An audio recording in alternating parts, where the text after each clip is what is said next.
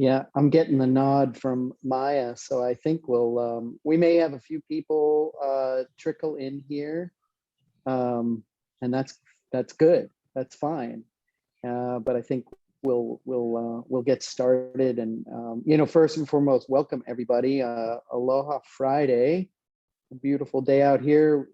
Some of us are in Manoa, and there's a lot of different reasons why that's a beautiful thing. Not the least of which is maybe I know there's been bad news lately, but maybe we're starting to get to a place where we can start pushing some of the pandemic behind us and get things a little bit more, whatever we're going to call the new normal. We have a number of folks here in Manoa at UH, and that's I have to admit it's a good feeling. So hopefully you're moving along those directions as well.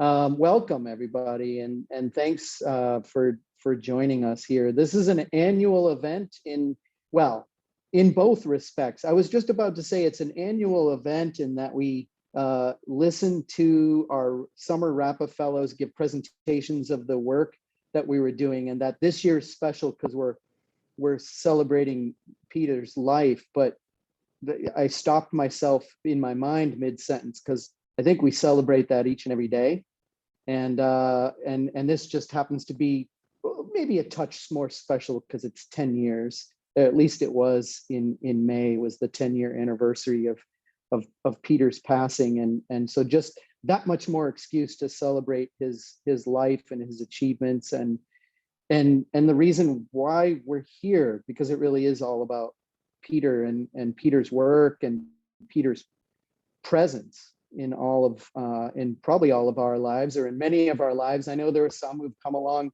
a little bit later here, like some of our fellows, but even if they never met him in person, he has an impact in their lives by the virtue of the fact that they're here and they're experiencing this fellowship. So beyond his passing, he is impacting people each and every day. Thanks again for joining us on a Friday here. We're going to hear some presentations.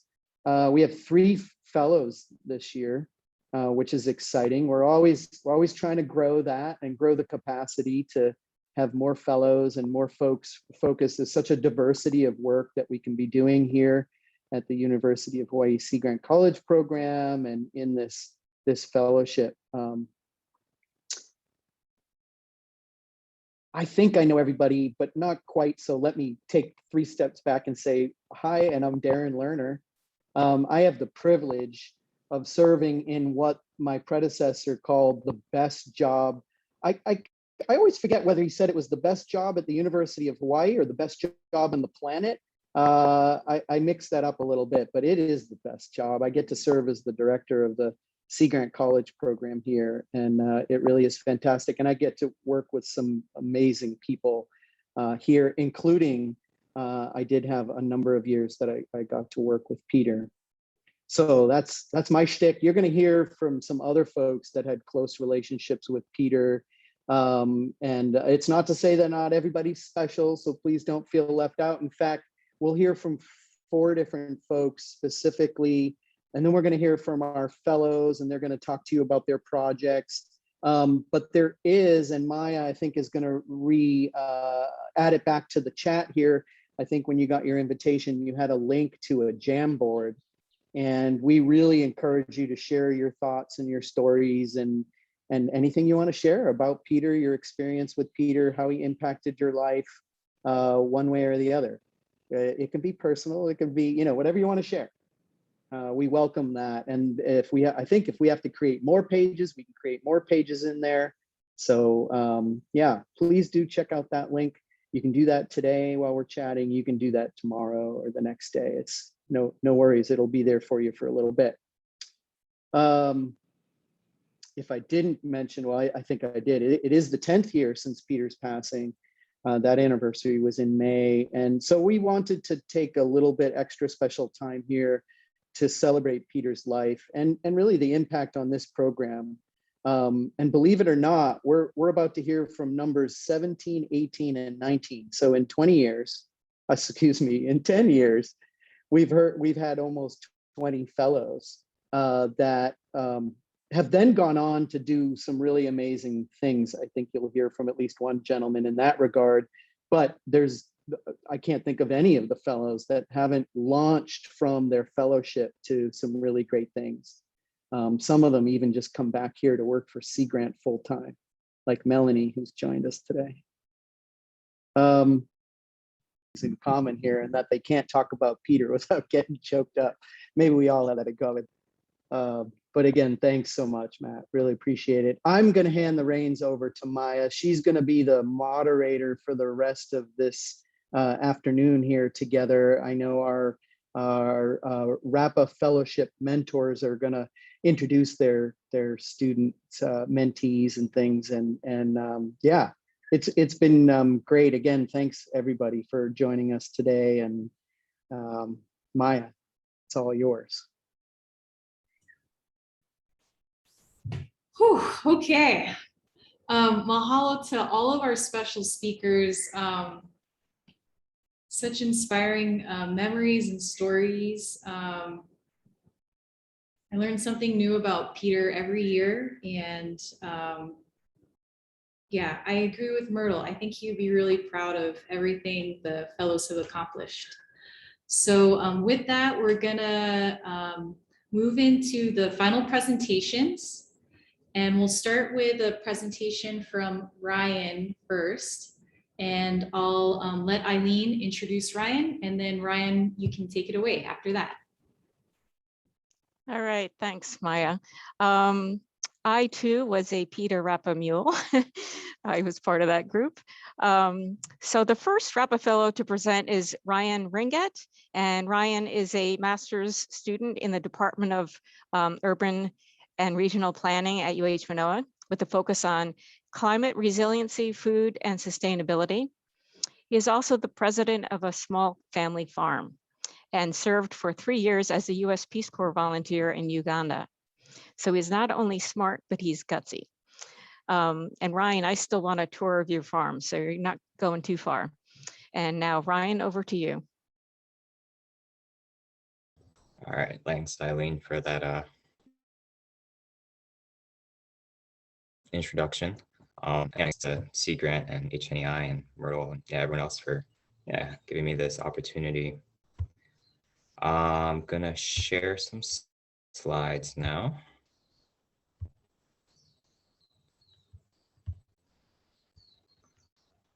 All right, Maya, could you tell me how this looks? That looks great, Ryan. Yeah, we can see your opening slide. All right, cool. So I'll get started. So hi, my name is Ryan Ringette, and I am a 2021 Rappa Fellow. And today I'll be talking about Kauai's electric vehicle and multimodal transportation transition. So Eileen already introduced me a little bit, but yep, born and raised in Waiahole, Hawaii, on a small family farm that I took over last year. And I am going to be starting my second year in the Masters in Urban Regional Planning program at UH. Also graduated from UH with a bachelor's in biological engineering. And yeah, was a Peace Corps volunteer in Uganda from 2015 to 2018, mainly working on some larger agricultural development projects. And now I'm a Rappa Fellow with the UHC grant.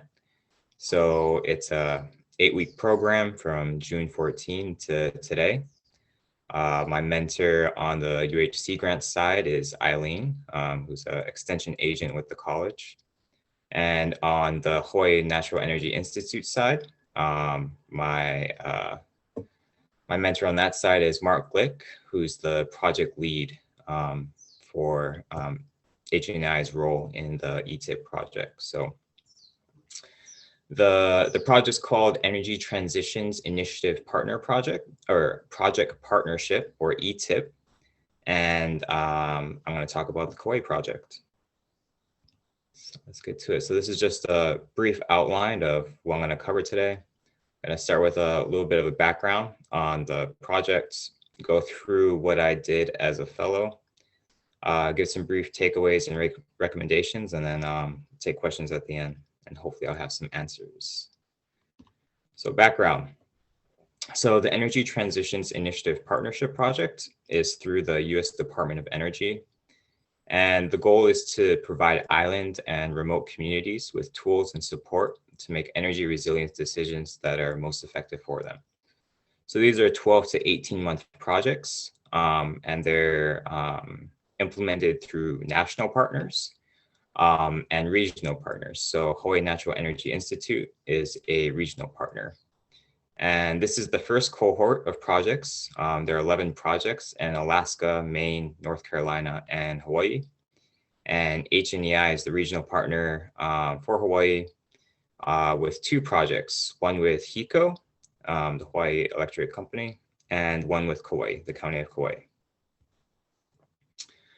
So the Kauai project is called the Kauai Electric Vehicle and Multimodal Transportation Transition. And the goal of this ETIP project is to support Kauai's effort on eliminating fossil fuel use in the ground transportation sector by 2045, while providing convenient mobility options for its residents and visitors. And the technical assistance focuses on 3 main tasks. So the first one is to develop a shared transportation mobility data plan system to collect information on movement patterns of both residents and visitors and assess detailed transportation demand around the island. The second is to analyze and plan the role of emerging mobility technologies in conjunction with Kauai's existing transit plans to support a broader array of transportation choices for visitors and residents on the island.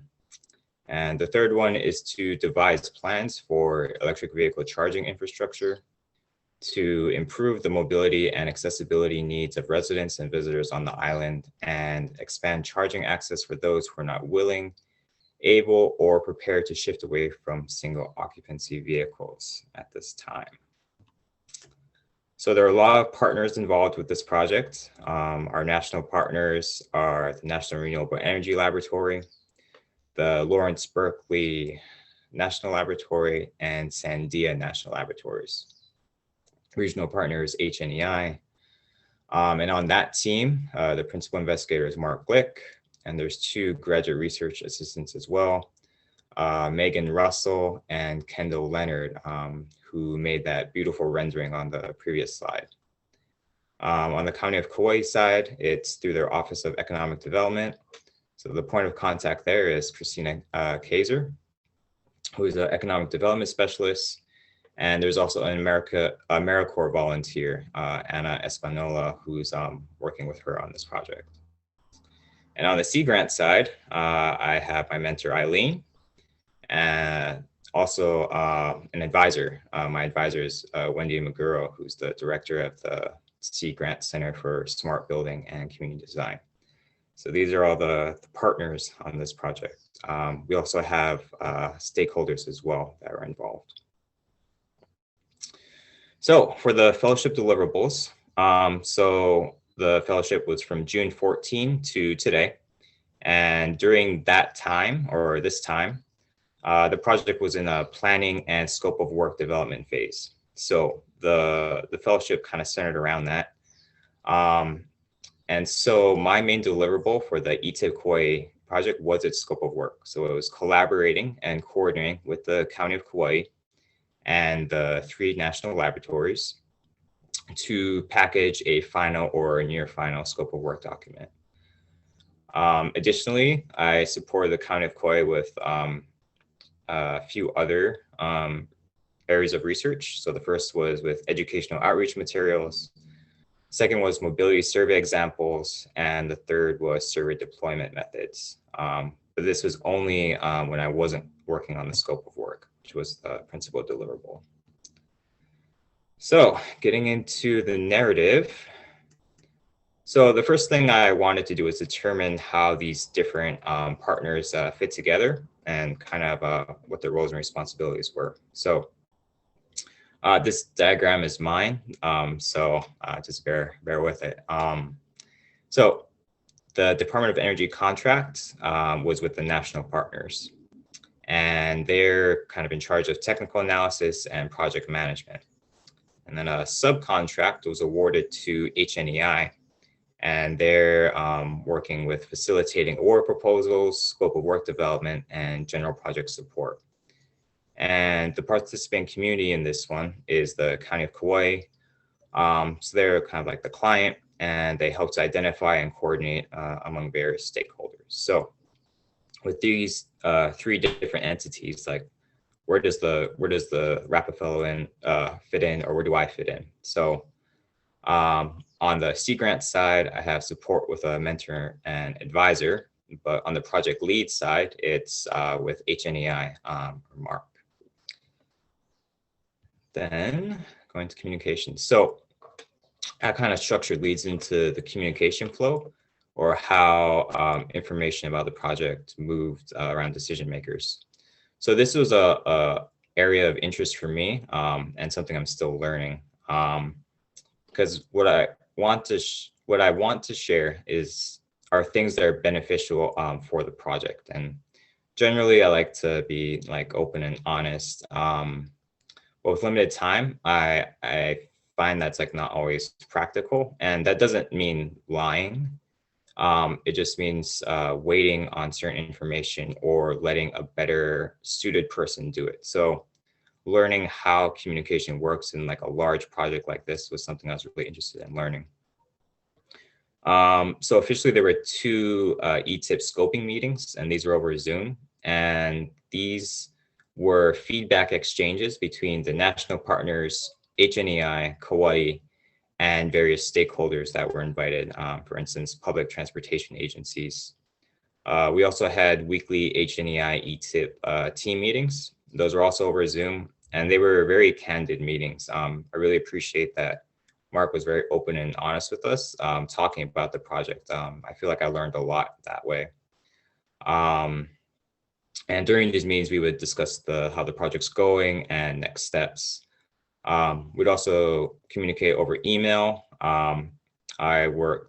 Whenever I developed something that would be going external or taking an action that would be external, I would check in with Mark just to make sure what I was doing was in line with the project. And also had daily Rappa mentor check-ins with Eileen. These are very open discussions about questions I should ask, areas I should like look into, and Eileen was very good at pushing me to do certain things, and in areas where I was a little bit like personally hesitant, or areas that she felt like I don't know, I could grow in. And also ad hoc communications with the Kauai team. And these were mainly about additional areas of support. I also want to bring up terms of art. So I'm borrowing this from Mark. And those are words with a specific specialized meaning in a particular field. So I feel like defining these are really important to make sure everyone understands what is going on, so everyone's on the same page. So for example, there's some confusion between the terms data collection versus data gathering. And the definition and difference between the two weren't clear. But bringing like those kinds of terms up, I thought was really important. So moving on to the scope of work, another area of interest for me is program management. And the scope of work was the main task for this fellowship. But the project underwent a few changes during this fellowship period. So what's interesting to me was how to work with those changes, negotiating with what's best for the project and those things I want to get out of the fellowship. So the scope of work went through two major drafts. Right now it's on a final revision and on its way to the national partners. And originally HNEI was in charge of work. Join the meeting. But throughout the fellowship, this responsibility kind of shifted to the national partners, and that change affected me pretty substantially. So working with those changes was a process and not an instant decision. And in discussions with Mark from HNEI, Eileen, and Christina from Kauai, what eventually happened is that I pivoted or moved towards other areas of support for Kauai. So these became the educational outreach materials, the mobility survey examples, and survey deployment research. So all things still very much in line with the scope of work and things that will add value to the project, I hope. Still did some work on the scope of work, but was mainly giving feedback from the perspective of HNEI. And I want to bring up that this final revision of the scope of work has cleared up a lot of things related to the project, especially the roles and responsibilities of different partners, and things are looking pretty clear moving forward.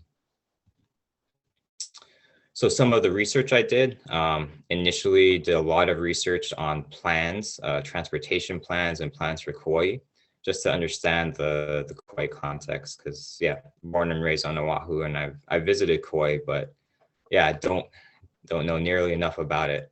So I got a chance to learn a lot about Kauai and some things about how things work there.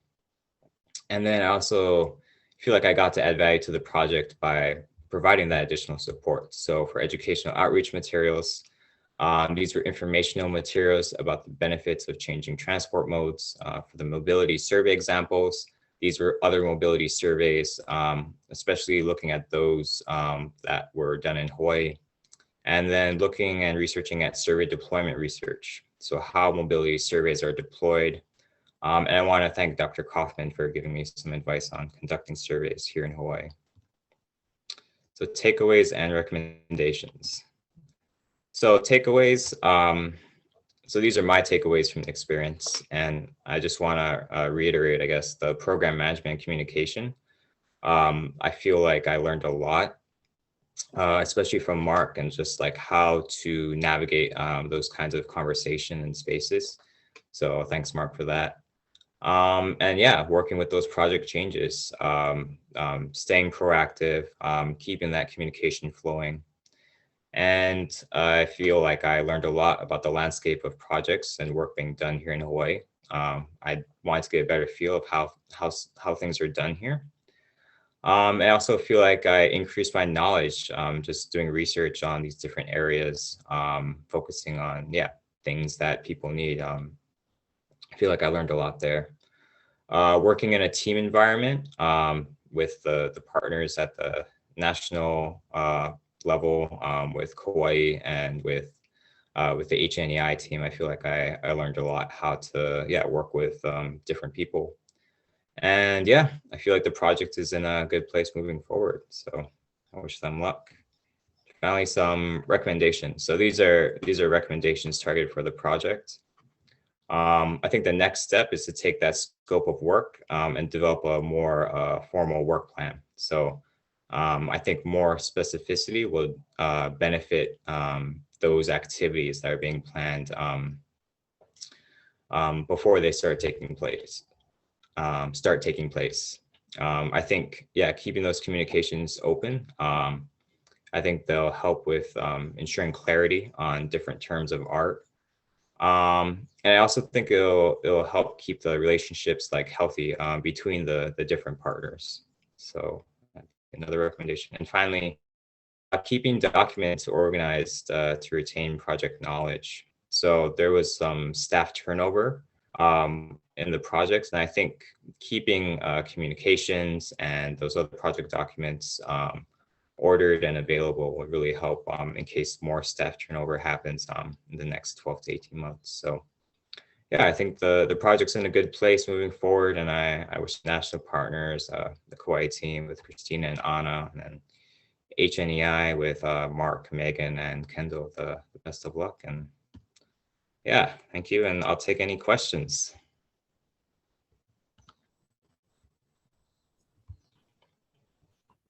Thanks, Ryan, for your presentation. Are there any questions from the audience for Ryan?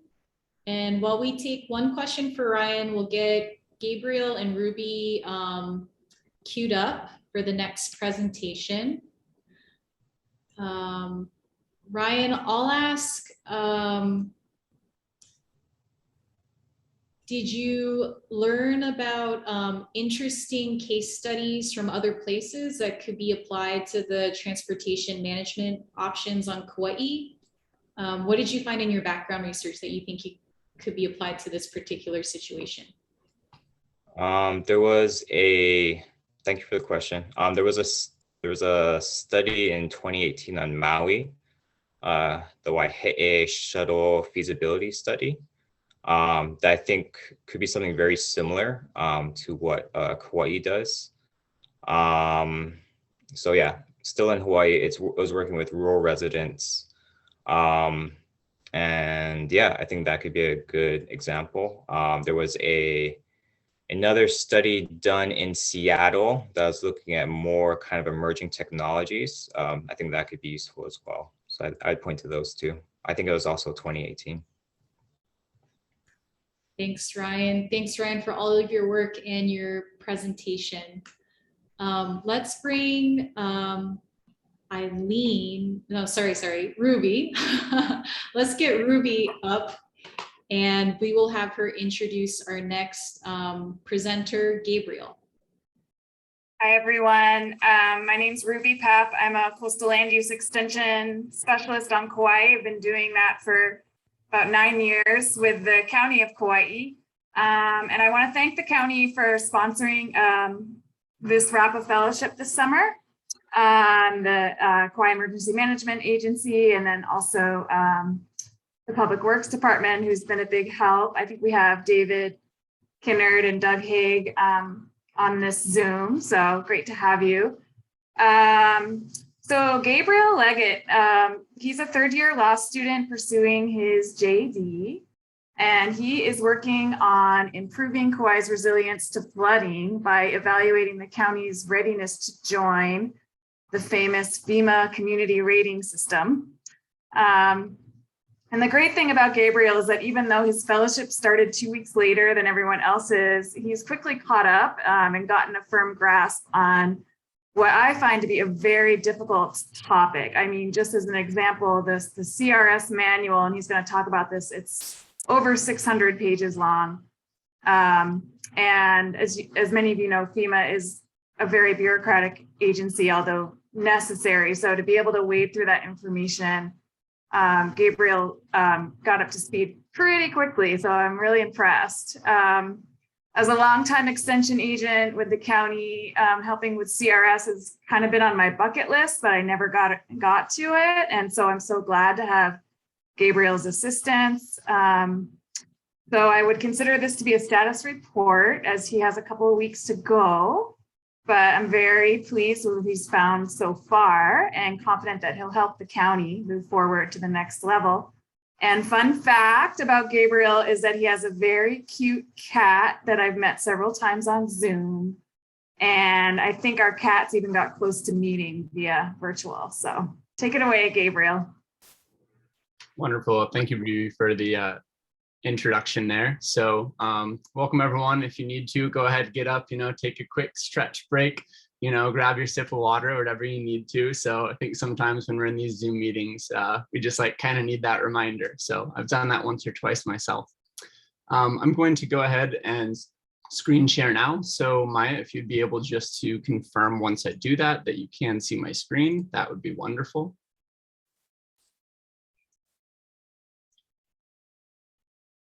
Okay. Hey, it looks really good. Still waiting. Are you?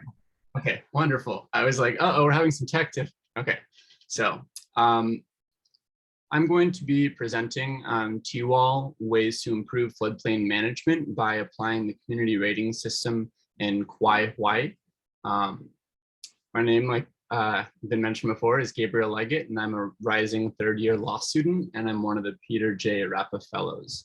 I'd also like to quickly thank both entities, Kauai County and University of Hawaii Sea Grant, as they jointly are funding this fellowship opportunity for me, which has been incredibly challenging but wonderfully educational. I'm really excited to share some of what I've found so far with you all. So really quickly, just to kind of go over the agenda, we will begin by just talking about the purpose of the project and just some important definitions, such as what is a floodplain, make sure we're all on the same page there. Then I'll go into describing the community rating system, also known as CRS, in a bit more detail.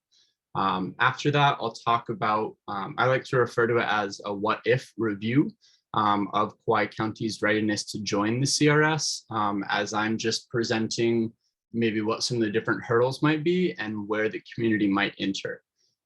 Then, as Ruby mentioned before, I'm finishing up the 7th week of my 9-week fellowship.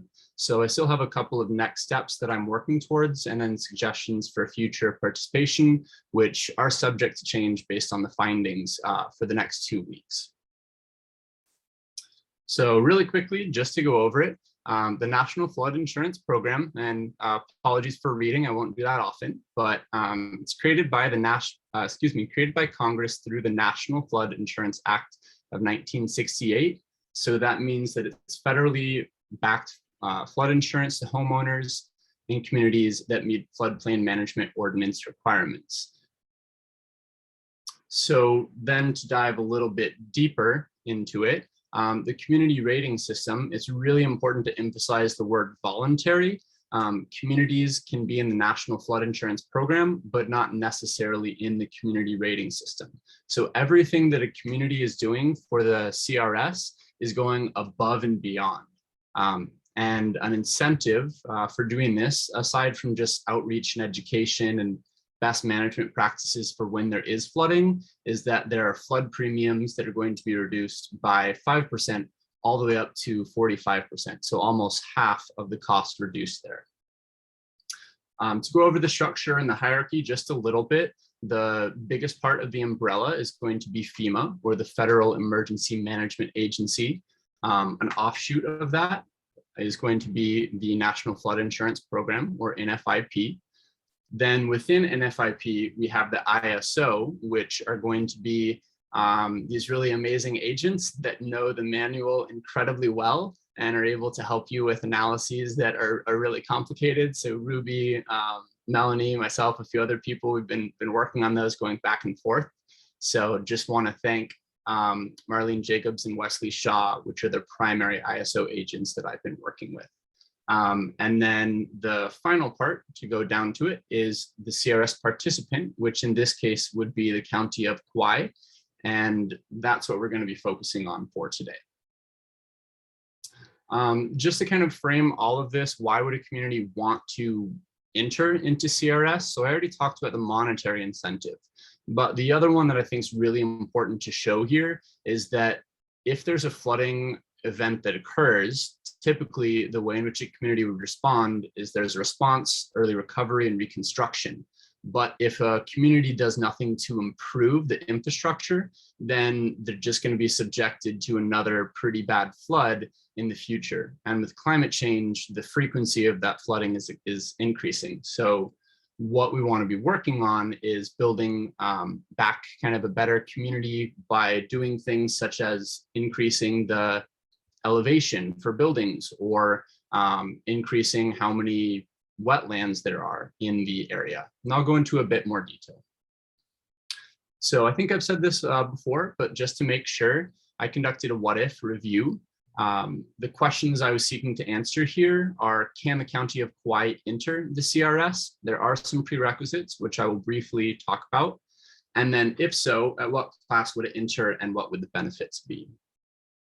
Want to go over really quickly just to make sure that everyone understands the terminology, because there's a lot of words that prior to this I probably used interchangeably and incorrectly. So I want to go over and make sure people understand what a floodplain is. So if we look here at the diagram, hopefully you're able to see my mouse, and if not, I'll try to guide you as well.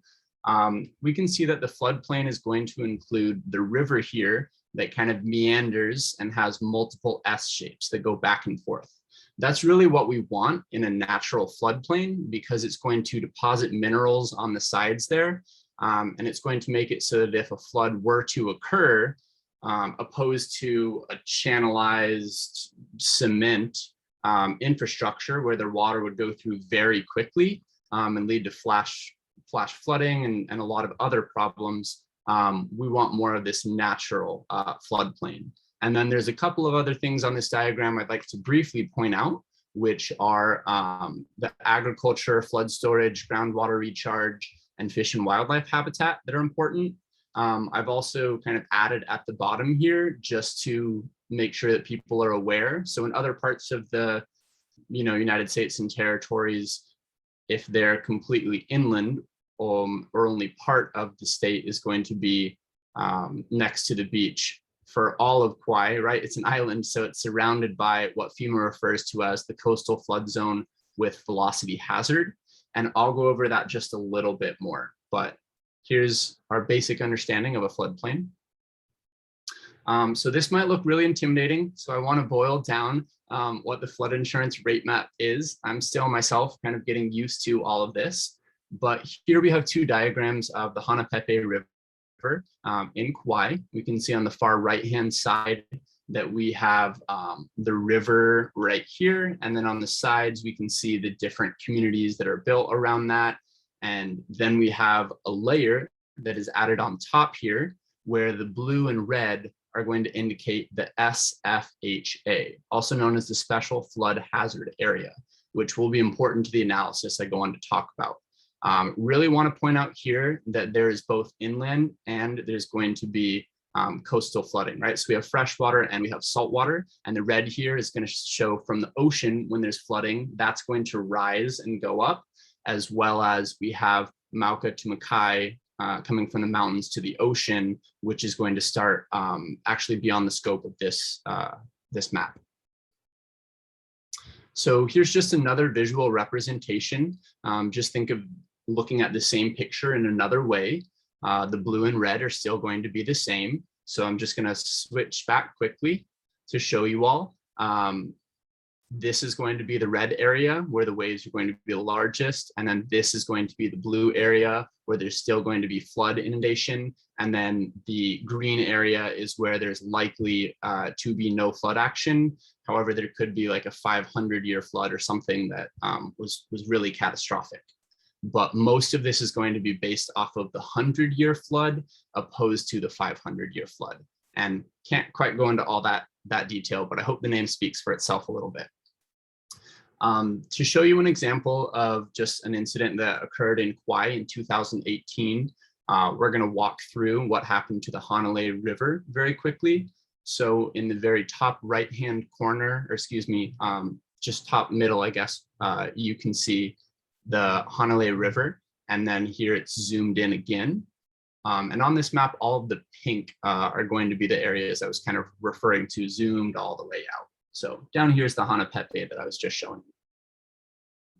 All right, so here's the Hanalei River, what it looks like naturally, and that was in 2018. And then this is what it looks like right after the flood. So we can see the entire floodplain is covered. Here's just a quick visual to show you what I've talked about before. To see the whole floodplain is going to be on the right-hand side in that, that green color. The flood fringe is going to be on the sides of the floodway. So I don't think a lot of people realize how large a floodplain is and how catastrophic they can be. So I wanted to kind of show that to you all a little bit more. Also, Ruby was able to provide me with a couple of photos of the aftermath of what happened here, which you can see was pretty bad. In this case, it came down from the mountains so quickly that the velocity took so many different things down with it. There were many houses where the foundation was ripped apart from them, and there's many cars and trucks and different things that were swept down. So really catastrophic. And now we're going to move and talk about some of the things the community could do to hopefully mitigate this in the future. So to go over the way in which the CRS works, I'm just going to show you the class-based flood insurance premium discounts. So as I mentioned before, we have the SFHA, or the Special Flood Hazard Area. A community is going to join, so to speak, at class 10, meaning that that's like the baseline. And then for the more points that a community receives, the lower class number they're going to go towards. And then you can see that in the SFHA, they'll increase by 5%. Up to 45%, and then outside the SFHA, it goes from just 5% up to 10%. And one really big caveat that's very important to say, and I'm not going to go into detail because it's very complex and outside of the scope of this presentation, is that there is a risk rating 2.0, that is subject to change, all of these different numbers and all of the kind of information that I'm going to show you moving forward, that's going to come out later this year is when it will be in effect. And the intention behind it for FEMA is to have a more equitable insurance distribution. So broad overview of the CRS and NFIP. There's over 22,000 communities that are a part of NFIP, but only 5% of those communities are part of the CRS. And as you can see here in this map, it just shows where all of the different communities are going to be. Want to just point out that there are very few communities that are reaching this class 1 to class 4 that are really high and really large discounts off of their off of the premiums. And I'm going to show you a little bit of why that is and how difficult it is. But we do want to encourage communities to try to get to that point. So most are going to be classes 5 through 9. At the very bottom here, we can see the Hawaiian Islands, and there are 2 dots, which if we zoom in, we're able to see in blue here, Maui and Hawaii counties are currently class 7s. And that means that they earn a discount of 15% on the National Flood Insurance premiums in the FSHA, and then a 5% discount in the non-SFHAs. And then in the orange here, we can see Kauai County as well as Honolulu County, which are in the process of trying to join the CRS program.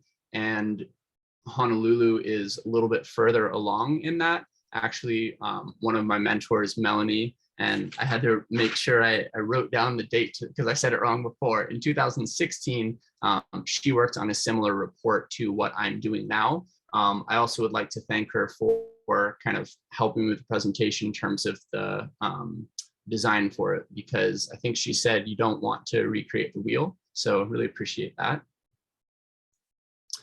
All right, just to go over the manual a little bit, I won't go into too much detail because with the addendum and the manual, they're about 800 pages together. But this is what a community is going to do. They're going to look through the manual and they're going to look at all of these different activities, and the activities are referred to as series. So here you can see the primary 4 different series in which communities would get points. And then there also are prerequisites, which I'm briefly going to go over in this next slide here. So there are 6 main prerequisites for a CRS class 9. So to join at a class 9, a community must be doing these 6 different requirements. Given the scope of this presentation and what I was working towards, I wanted to put these here. You're able to read them and look at them, but I'm not going to go into detail and explain these. What I will say, though, is that the reason that this project was focused on looking at the number of points that a community would receive is because the County of Kauai would need to meet these prerequisites, and this project assumes that they would be able to do those and look at them. But I am going to talk about some of the prerequisites for kind of higher classes, as 9 would be the lowest entry point. So to go over, I talked about the methodology just a little bit, but I want to just kind of show you some of the different entities that I've been working with. These would include the U.S. Fish and Wildlife Service, Department of Land and Natural Resources, many different entities within kind of state and county. I've looked closely at the Kauai County Floodplain Ordinance, and then I'm kind of working on an Excel where I'm putting all this information, and then I will check that with my mentors and the ISO representatives to make sure that the conclusions that I'm coming to are kind of the right point values, and just making sure that it's very technical in terms of how it's done. So sometimes you might think a community would receive those points, but as I'll talk about in my recommendations, there's just a couple more hoops that need to be jumped through in order for them to be able to receive those points. So here's the structure of how the points in the classes work. You can see that for every 500 points in which a community receives, it can move up in the CRS rating. That being said, there are different prerequisites for joining at different classes. And I am not going to go into detail in terms of all of that for right now, but this just gives you kind of a snapshot of that. So what I am going to focus in just a little bit, here we have the 300 through 600 series showing you the different point values. So I want to zoom in and show you all here under 400 mapping and regulations. I've focused primarily within my fellowship on 420 and 430 because those have very high point values. And we often see that communities are able to receive those points, whereas you might see the acquisition and relocation in 520, which is also worth over 2,000 points, but that would require buildings to be entirely moved, which is a little bit more difficult than the 400 series I focused in on. And then just to give you an idea of an example of what the analysis would look like, I'm going to show you in section 510, floodplain management planning, just a boiled down version of what I did. Okay, so here we can see in series 500, like I was just saying, we have 512C, which stands for Natural Floodplain Functions Plan, NFP. So again, there's more criteria than what I've put here, but I just want to show you a small snapshot of this, which is in order to receive credit, a plan would need to identify the natural function, floodplain functions present within a community. So here I put some examples at the very bottom: the Mana Plain Wetland Restoration, Hanalei National Wildlife Refuge Watershed Management Project, the Hokuala Habitat Conservation Plan, and the Recovery Plan for Hawaiian water birds. All of those different plans are going to be worth different amounts of points, and altogether, it appears that the County of Kauai would receive the potentially, this is what the ISO rep would like me to say, up to 100 points. So, right, those have to be scored by a technical reviewer and kind of made sure, and there's a lot that goes into that. But based on the preliminary research that I have done, it appears that the community would receive up to 100 points. So if you look at the points, that's great. But then if you also look at the benefit towards the community, I think that's what's really important. So we would have a more natural floodplain here. This just shows you a snapshot. It's a work in progress of the points that Kauai County currently would be receiving, which is 868, which puts it at a class 9 between 500 and 999. I will point out, though, that I'm not done with this assessment yet, and that I believe the county is likely to receive, if they were to submit, more points. So this is the part where we should be very excited. Kauai County would, right, at least enter at a class 9, which would be that 5% in the special flood hazard area and 5% outside of it. That might not seem like a lot to you, but if we look at the over 2,000 policies that are in the SFHA, that's going to be over $150,000 in savings. And if they're able to move towards a class 8, that would be double the amount. The primary recommendation that I have at this point is going to be basically aligning the freeboard section in Kauai County's floodplain ordinances with the CRS. Given time, I'm not going to go into too much detail, but I will just say for now that they need to make sure they're jumping through one more hoop to make sure that they're getting those points, because Kauai County is currently doing it, but the way in which the ordinances are written, it bars them from potentially being able to be a class 9, which this slide and the next one indicate. I want to be respectful of time, though, and just, make sure that everyone stays on track there. And just really a huge thank you to Ruby and Melanie, both who were instrumental in this project and helping me along the way. I think they've challenged me in a lot of ways and really supported me, and I'm really thankful for that. I want to also quickly, it doesn't have everyone here, so I apologize, but here's some important contacts that I've worked with in ISO, the state of Hawaii, as well as the county. And then there are my resources. And I think that's just about time. So I want to see if there's any questions. Thank you, Gabriel, for your talk. I can see people clapping in their respective Zoom squares. Do we have a question from the audience for Gabriel?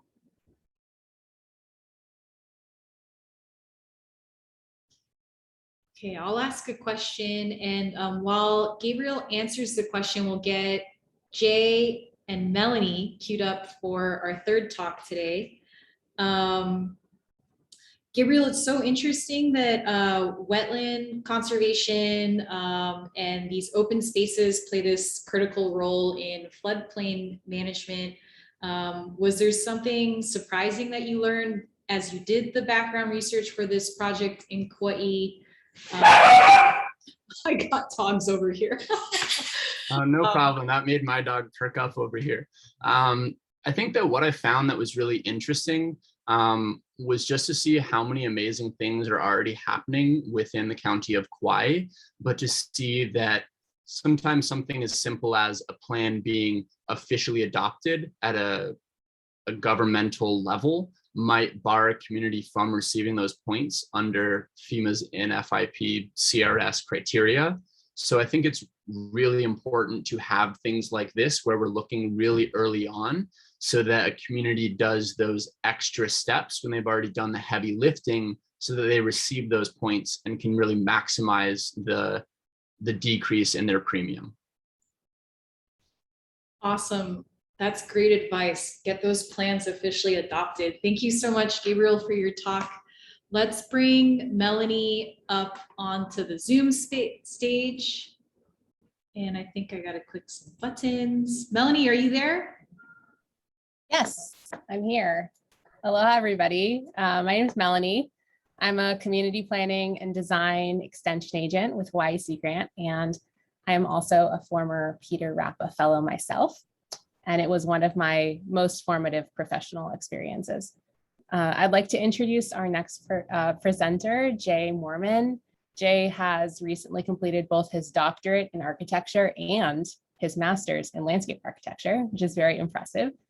And this summer, he helped us to explore new avenues to work with communities and to empower them in addressing stream issues and hopefully promoting flood risk prevention. So anyone who lives in Hawaii knows that stream flooding issues and maintenance and community engagement in and of themselves are both really tough tasks to give to a Rappa fellow. But what impressed me most about Jay is that he decided to use this opportunity to assist the community of Hau'ula, who just a few months before he started his fellowship had a really devastating stream-based flood in their community. So I'm really excited for you all to see the work that Jay has been doing. So go ahead, Jay. Great, thank you. I'll go ahead and share my screen and get started.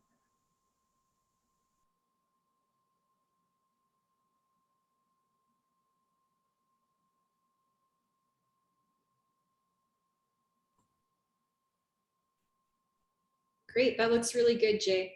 Okay, great. Glad everybody can hear me and see my screen. Aloha, my name is Jay. The title of my project is The Streamside Guide in Action. I'll briefly provide my academic background, which led me to streams and community, before describing the outreach campaign that I began. Then I'll highlight lessons learned and recommendations. For my Master's of Landscape Architecture capstone project, I considered resurrecting channelized streams, community, and resiliency. I chose Waipui Stream in Hau'ula as a site for hypothetical design interventions. To ensure the design was practical and relevant, I conducted outreach and site visits. The project was equal parts research and design. I researched the condition of Oahu's streams, heavily modified in the urban areas, and I sought to understand the cultural changes in the value of streams over time. I envisioned a stream-centric community common, and I chose intervention strategies for common watershed community benefit, reconnection, and resiliency. I did, however, struggle to propose a design implementation process. I learned that there are multiple stream management jurisdictions and many stakeholders along a stream. Understanding jurisdiction and mediating between stakeholders and jurisdictional agencies was the unresolved challenge. Arguably, the Sea Grant terms this extension. The most rewarding aspect of my project was my budding relationship with Hau'ula and the Hau'ula Community Association led by Dottie Kelly Paddock, who's here with us today. I attended the Ko'olauloa post-flood meeting to learn about the challenges related to the flooding from heavy rains this past March. The meeting was organized by Stream, and the residents spoke of their experiences during the heavy rains, hoping to identify stream and stormwater related issues, and potential solutions. I observed that attendees were neither aware nor enthusiastic about green infrastructure solutions, and that they were very disillusioned with government due to poor stream maintenance and emergency response. I was very excited to begin my fellowship and became more familiar with the Streamside Guide, which introduces green infrastructure for stormwater management. The website provides information, resources, and tips geared towards property owners and community members. Melanie challenged me to figure out how to get the word out. Since I had some background with streams, Melanie gave me the opportunity to shape my fellowship approach. I considered developing an educational program, exploring community-based stream management, and developing an outreach campaign plan. Ultimately, I latched onto a tab on the website titled The Streamside Guide in Action, which indicated that no training or event are scheduled, mainly due to COVID. Rather than develop a campaign plan, I suggested jumping right in and offering a training session. I started in Hau'ula because we already had rapport. My strategy was to offer information to concerned community members and hope to gain insight into how to spread the word about the Streamside Guide through open dialogue. We scheduled a stream stewardship discussion, which was equal parts training session and talk story. You can see the flyer there on the left, and really this was extension more than outreach. Knowing that jurisdiction and maintenance responsibility were central issues, I prepared for the training session by researching the jurisdictional government agencies. I became familiar with the City and County of Honolulu, primarily Department of Facilities Maintenance, or DFM, their Clean Streams Project and Storm Quality Division, specifically the Stream Maintenance Manual, individual stream maintenance project plans, and the Adopt a Stream program. I wanted to relay specific information about what a community member can do to Malama streams, and also plant the seed for green infrastructure opportunities in the future. So these are excerpts from the inaugural training session. It was important to establish who we were, or who we are. So I took a stab describing extension, Sea Grant's the role here. So I described it graphically, and hopefully this in the top right, you can see my cursor. Hopefully that, to some degree explained it. I introduced the website and tried to establish a common language by describing the water cycle and surface water conveyance. This presentation template and the embedded graphics are among my fellowship products, so they can be tailored for future sessions with other communities and watersheds. As an example, in the bottom right, I used a map of Waipui Stream in Hau'ula to point out overlapping jurisdictions, where the stream meets Kamehameha Highway right here at the bottom. So the stream is central to the diagram, and Kamehameha Highway crosses the bottom. This is Hau'ula Elementary School, and these are private residences where my cursor is.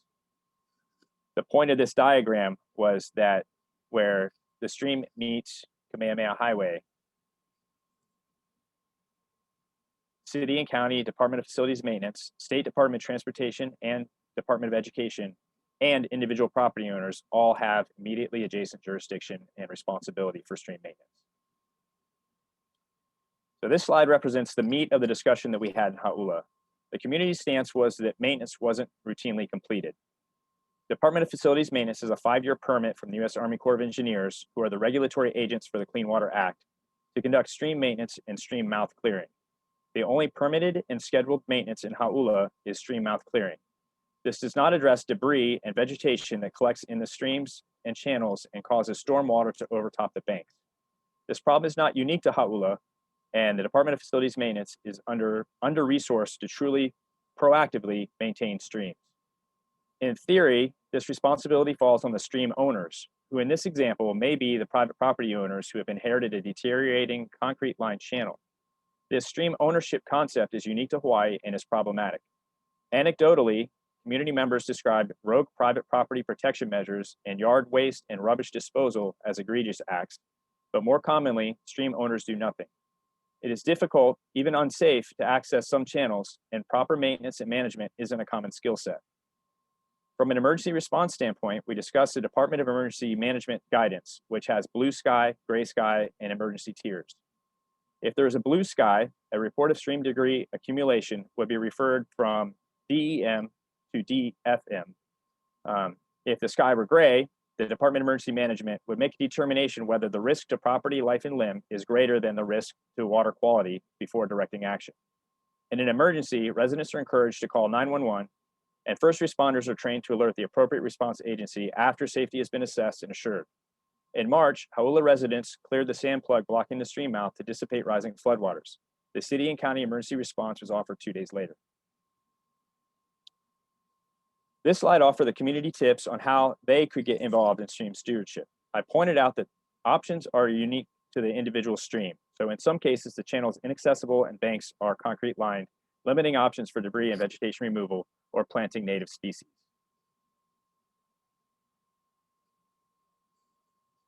We concluded the training session by introducing green infrastructure and by providing links to resources and introducing topics for our talk story. I learned a lot from the discussion. With respect to getting the word out, it is important to recognize that each community and watershed is different, but that there are common themes. 2 quotes that resonated with me during the session were, "Unshackle us, we know how to take care of the land," and "There are 2 types of congestion, physical and bureaucratic." Finally, in Hauula specifically, I failed to recognize that the Department of Land and Natural Resources is a jurisdictional agent because conservation land is upstream from the community. Landslide debris and vegetation on conservation land overwhelm the stormwater system before the water enters the urban environment. One of the reasons that I scheduled the discussion in Hauula at the beginning of the fellowship is because I wanted to be sure to offer a follow-up discussion or stewardship demonstration. The opportunity arose related to the Department of Facilities Maintenance Stormwater Management Program Plan survey, which included both a questionnaire and a GIS-based map survey. I really appreciated the GIS story map that presented the plan for public review, but it did have limitations due to language and technical barriers. I clarified the questionnaire language and we huddled around a map to identify areas where debris collected and where flooding occurred.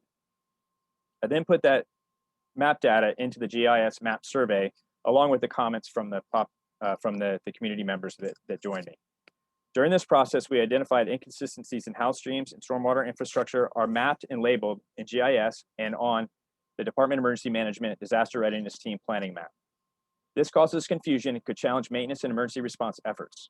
Finally, I relayed the DLNR Office of Conservation and Coastal Lands willingness to allow community-based efforts to clear debris and vegetation in conservation land. This effort is progressing and hopefully it leads to a habitual relationship between DLNR and the Hauula Community Association, leading to regular maintenance. Additional outreach and site visits reinforce my research and underscore my conclusions. On the next slides, I will quickly point out some common themes and takeaways. Sea grant visits on Maui, Kauai, and Oahu highlighted the continued impact of sugar industry, irrigation, and stormwater infrastructure. Interestingly, in Hauula, the community concluded that at least the sugar plantations regularly maintained the water conveyance.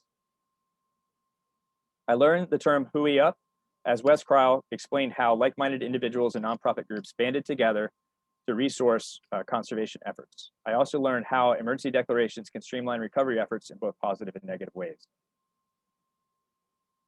I spoke with Doug Harper of Malama Mauna Lua, and I visited streams in Hawaii Kai. It was interesting, though not shocking, that debris accumulation in stream channels contributed to the April 2018 flooding that blocked Kalanianiole Highway. He opened my eyes to water quality initiatives and green infrastructure outreach efforts. He also mentioned partner and like-minded organizations that could help spread the Streamside Guide. I met with Ryan, who we just heard from, and Uncle John, who had nice things to say about Peter, by the way, in Waihole, another community inundated in March of 2021. We discussed riparian zone management, which could resemble and complement coastal zone management, and John advocated for linked and mutually aware farm, land, conservation plans among landowners within a watershed and community. He described a roundtable with a central managing authority. From the stream channel that we walked, and you can see it in the image there, we discussed mapping and surveying stressors to prioritize maintenance. Some of the stressors we identified were invasive albizia, how, and feral pigs. And we identified some albizia trees that were right on the edge of the stream channel that could very easily fall into the channel and cause debris to collect and block the stream or redirect the stream. I also visited several streams on Oahu to get a sense of the maintenance requirement. I cross-referenced the DFM individual stream maintenance project plans, adopted stream eligibility, and stormwater maintenance program plan map survey results to locate problematic streams which have scheduled permitted maintenance and or community assistance. I was specifically interested in the maintenance frequency requirements. This image is a Kava stream in Kaneohe. On the right-hand side of the image where my cursor is an access ramp that they use to move heavy equipment into the channel to clear the vegetation and debris. On the left-hand side of the image is the actual channel itself. The vegetation was taller than I am, and I could see neither water nor the stream bed below. It is hard to imagine the effort required to clear the channel, and it is frightening to consider fast-moving, rising floodwater effects. On the next slides, I will present recommendations categorized by effort and agencies. For the streamside guide outreach, I recommend continuing to schedule stream stewardship discussions, identifying community nodes similar to Dottie and the Hauula Community Association. Each event should be tailored to the watershed and community, which likely requires research and site visit to understand the land and people. Following the outreach, I recommend capturing salient points and updating the website, and would consider using a blog function to post feedback.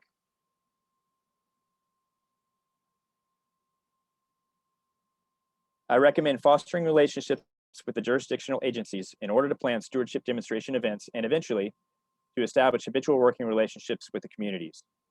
Leverage past community connections to schedule broader future events in other communities. So for example, in Hauula, they recommended working with Waihole as another community that has similar issues and a like-minded vision.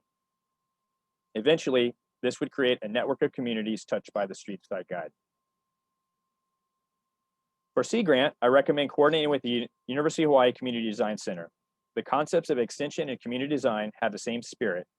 At the UHCDC, students and faculty conduct research and conceptual design for government and nonprofit organizations so they can make informed budget and grant requests respectively. As the landscape architecture program matures, I can see the relationship between Sea Grant and UHCDC developing. Finally, during our Kulana no I'i workshop, I learned about Kua and Ialupu. As I understand it, these programs arose to keep track of and connect like-minded grassroots efforts for conservation and education.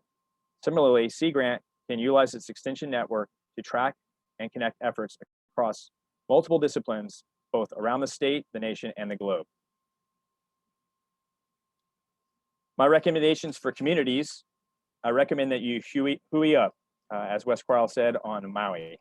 Assemble and collaborate, seek other communities and neighborhood efforts to compare notes and network.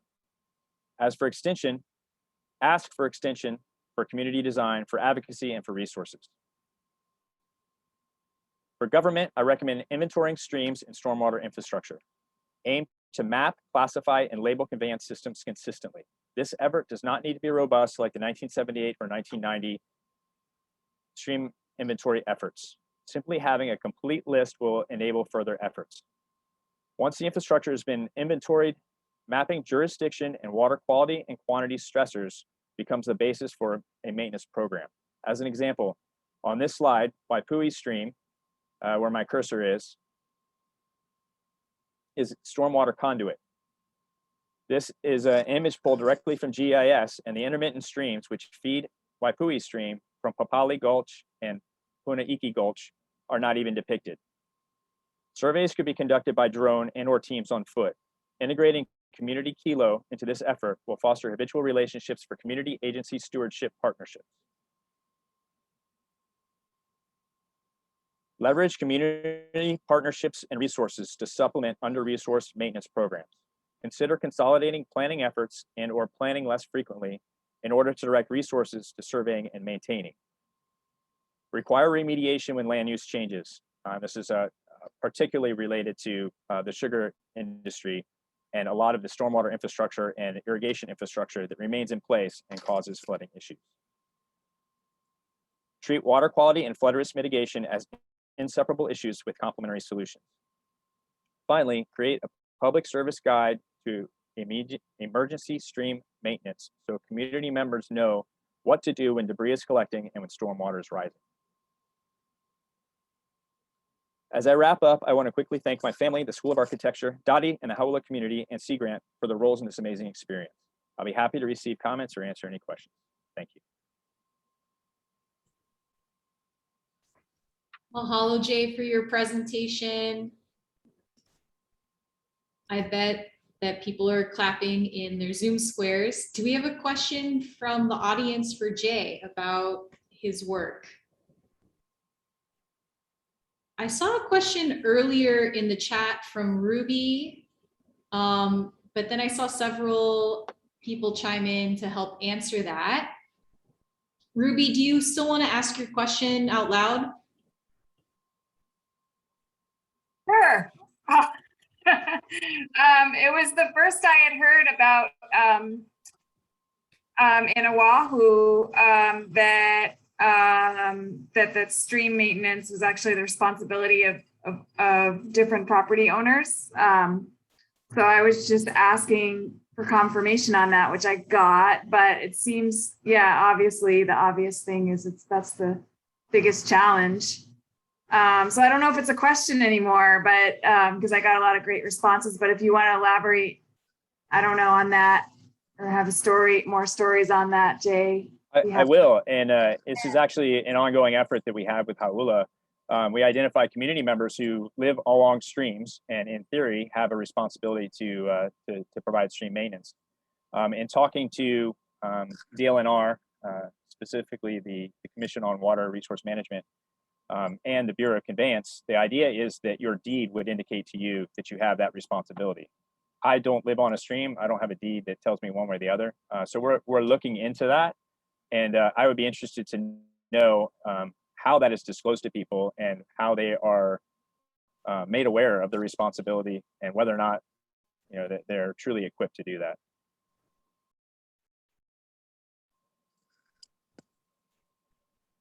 Mahalo, Ruby, for that question. Are there other questions from the audience for Jay?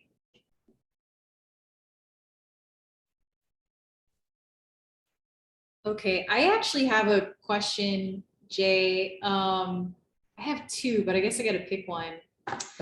You talked a lot about debris accumulation and debris accumulation leading to flooding. Do you think there's a certain time of year where people should really pay attention to debris and try to get it out of these critical little places, or it needs to be happening all the time? Every month we need to be out there keeping our eyes out for debris. What are your thoughts on timing of debris removal from important places and streams? I think that the bottom line is that it's a continuous effort, and the debris takes many forms. Some of the streamside guide recommendations are to trim branches that overhang channels, not to plant plants too close to the channel, to let somebody know if you see it accumulating. And in theory, somebody from Department of Facilities Maintenance can come out and assess whether or not they are the ones that should remove it or a property owner should remove it. What tends to happen is that it will collect, under the bridges or in terms of stormwater, even in gutters along streets, to contribute to the water piling up as well. When we walked the streams, I think the most common debris that I saw was not litter, but more vegetation. We saw yard clippings a fair amount, and we also saw basically invasive plants or rural plants that have started to grow or have grown out of control in these streams or in the channels. Okay, team, sounds like we got to get to work getting that debris out of our streams. Let's have one more round of applause for our 2021 Rappa Fellows. Thank you so much for all of your presentations. And thank you as well to our special speakers who shared stories and memories about Peter Rappa. I'm going to hand the microphone back to Darren Lerner, and he's going to help to close our program. Well, thanks, Maya. I don't know if there's anything more to be said on that, though. Again, congratulations to Jay, Ryan, and Gabriel. Fantastic job. I hope I hope it was hard work, but I hope you enjoyed yourselves. And it sounds, I think I know the answers to both of those. So thank you for that. And of course, for the mentors, and the folks that came together to kind of help sponsor these activities this summer. Thank you very much. I will say, you know, when, and I'm trying to remember when, maybe, let's say it was April, and we'll go with that. Myrtle and Maya will have to cover my tracks if I'm wrong. That Myrtle came to us and said, you know, it'd be great. What do you guys think about just doing something a little bit on top, you know, to celebrate Peter's life and to bring folks together.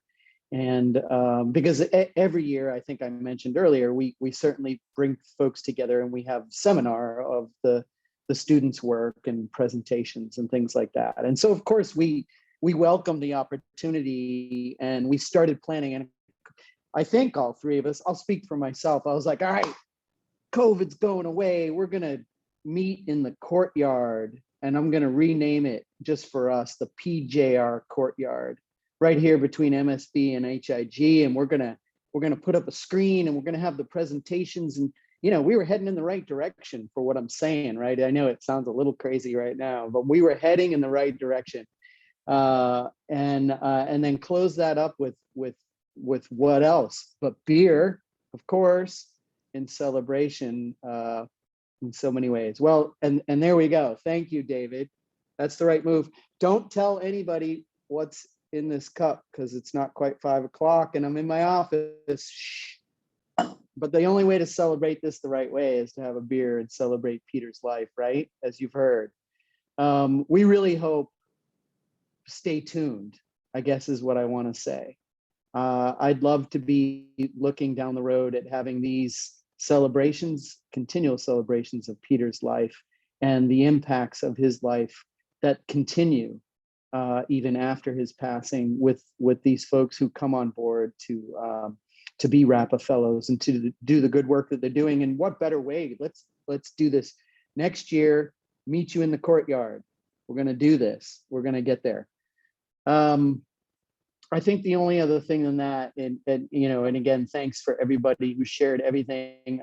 I think I'm going to try to, you know, walk, talk, and chew gum isn't my expertise here. I'm going to try to share the screen just to show you, and for folks who maybe haven't been here yet, what this is starting to shape up to be. And I'm not going to read anybody's. You can go on here if you want to see what people are writing. You want to snoop, but better yet, if you would like to write something. I simply wrote, the first thing that came to my mind was one of my memories of Peter is from a meeting in Boston, and Gordon Graw in particular, maybe Darren Okimoto, I think you were there too, might remember this because it was the last week in May, and true to Boston weather, I think it was 38 degrees and raining.